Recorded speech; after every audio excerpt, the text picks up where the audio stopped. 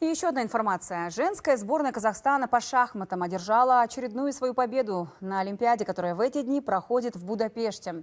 В 8-м туре отечественные шахматистки обыграли команду Франции. Эта победа дала нашей сборной возможность выбиться в лидеры турнирной таблицы. О других спортивных событиях узнаем из нашего дайджеста.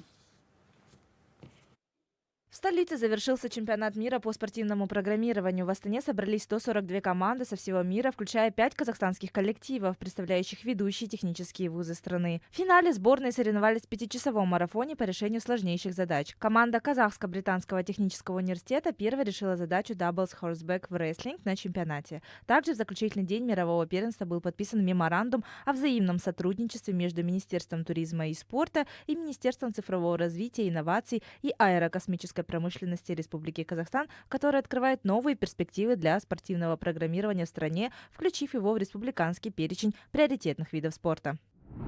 Казахстанские теннисисты Александр Шевченко и Михаил Кукушкин сыграли между собой на турнире серии ATP 250 в китайском Ханчжоу. Встреча состоялась на стадии 1/8 финала хардового турнира. В первом сете победу со счетом 6-4 одержал 36-летний Кукушкин. Во втором отрезке же завязалась упорная борьба, и теннисисты по очереди забирали каждый гейм. Все решилось на тайбрейке, где сильнее оказался Михаил Кукушкин. Итоговый счет 6-4, 7-6. Таким образом, Александр Шевченко завершает выступление на турнире в Китае. Михаил же вышел в четвертьфинал, который пройдет завтра, 21 сентября.